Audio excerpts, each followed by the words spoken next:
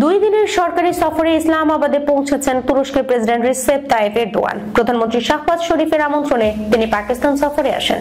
বৃহস্পতিবার ভোরে রাওয়ালপিন্ডির নূর খান এয়ারবেসে অবতরণের পর পাকিস্তানের শীর্ষ কর্মকর্তারা তাকে উষ্ণ অভ্যর্থনা জানান। প্রেসিডেন্ট এরদোয়ানকে স্বাগত জানান পাকিস্তানের প্রেসিডেন্ট আসিফ আলী জারদারি, প্রধানমন্ত্রী শাহবাজ শরীফ, ফার্স্ট লেডি আসিফা ভুট্টো, উপপ্রধানমন্ত্রী ও পররাষ্ট্রমন্ত্রী ইসহাক দার, প্রতিরক্ষা মন্ত্রী খাজা মোহাম্মদ আসিফ, তথ্যমন্ত্রী আতাউল্লাহ তারার সহ অন্যান্য ঊর্ধ্বতন কর্মকর্তারা। তুর্কি প্রেসিডেন্টের আগমন উপলক্ষে 21 বার তোপ ধ্বনি দিয়ে তাকে সম্মান জানানো হয়। এর আগে পাকিস্তানের আকাশ সীমায় প্রবেশের সময় তার উড়োজাহাজকে এসকর্ট করে পাকিস্তান বিমান বাহিনীর জেট ফাইটার। প্রেসিডেন্ট এরদোয়ানের সঙ্গে তার স্ত্রী, তুরস্কের ফার্স্ট লেডি এমিনে এরদোয়ান সহ একটি উচ্চ পর্যায়ের প্রতিনিধি দল সফর সঙ্গী হিসেবে রয়েছেন।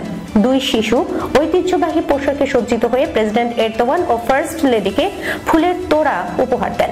বিমানবন্দরের সংবর্ধনা অনুষ্ঠানে সামরিক ব্যান্ডের পরিবেশনা ও পাকিস্তান ও তুরস্কের জাতীয় পতাকা হাতে শিশুদের উচ্ছ্বাস ছিল, যা দুই দেশের বন্ধুত্বপূর্ণ সম্পর্কের প্রতীক হয়ে ওঠে। এই সফরের মূল উদ্দেশ্য হলো দ্বিপাক্ষিক সম্পর্ক ও অর্থনৈতিক সহযোগিতা বৃদ্ধি করা। প্রেসিডেন্ট এরদোয়ান ও প্রধানমন্ত্রী শাহবাজ শরীফ দ্বিপাক্ষিক সম্পর্কের উন্নয়ন এবং অর্থনৈতিক সহযোগিতা জোরদারে একটি উচ্চ পর্যায়ের বৈঠকে অংশ নেবেন।